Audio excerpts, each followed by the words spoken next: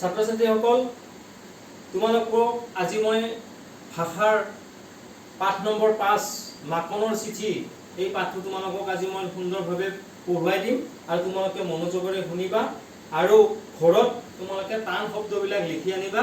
ইয়াৰ পিছত আমি অৰ্থবিলাক কৈ দিম আৰু বুজাই দিম। আজি মই তোমালোকক ধুনীয়াকৈ পঢ়ুৱাই দিম। কি পঢ়ুৱাই দিম? মাকনৰ চিঠি। শুনি যাবা। স্কুলৰ চৌহদত কাঠমিস্ত্ৰী এজনে কাঠৰ আচবাব সাজি আছিল। পানী খোৱা ছুটিৰ পৰত মাকনে মিস্ত্ৰীজনৰ ওচৰত থিয় হৈ বেঞ্চ সজা কাম চাবলৈ ধৰিলে। সেই সময়ত প্ৰধান শিক্ষকজন মিস্ত্ৰীৰ ওচৰলৈ আহিল। তেওঁক দেখি মিস্ত্ৰীজনে এখিলা কাগজ উলিয়াই দি ক'লে, ছাৰ, এতিয়ালৈকে কৰা কামৰ বাবদ মই পাবলগীয়া পইচাৰ এয়া হিচাপ। প্ৰধান শিক্ষকগৰাকীয়ে কাগজখন চাই মিস্ত্ৰীজনক টকা কেইটামান দিলে। ইয়াকে দেখি মাকনে বিস্ময় মানিলে। ঘৰত দেখোন তাইও কাম কৰি মাকক সহায় কৰি দিয়ে। তাইও তেনেহ'লে মাকৰ পৰা পইচা বিচাৰিব পাৰে দেখোন।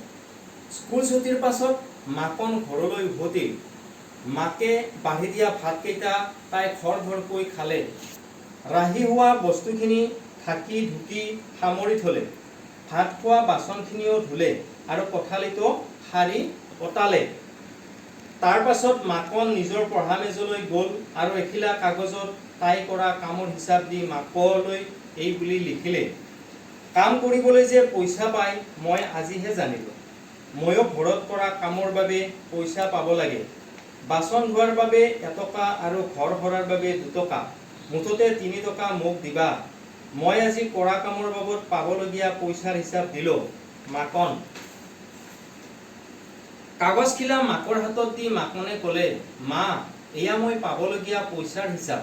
এই বুলি কৈ তাই খেলিবলৈ গ'ল।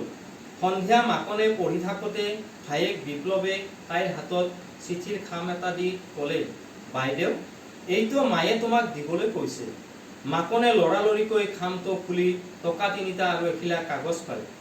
টকাকেইটা পাই তাইৰ বৰ আনন্দ লাগিল। এইবাৰ তাই চিঠিখন পঢ়িবলৈ ধৰিলে। মৰমৰ মাকন, মৰম ল'বা, তোমাৰ চিঠিখন পঢ়িলোঁ। ময়ো চিঠিৰ লগতে তোমালৈ মই কৰা কামৰ হিচাপ দিছোঁ। পঢ়ি চাবা। আগেয়ে চিঠি কেনেকৈ লিখিব লাগে কওঁ শুনাচোন। চিঠিখন যদি তুমি দেউতালৈ লিখা তেনেহ'লে পূজনীয় অথবা শ্ৰদ্ধেয়, আৰু যদি মোলৈ লিখা তেনেহ'লে পূজনীয়া অথবা শ্ৰদ্ধেয়া বুলি সম্বোধন কৰি লিখিবা।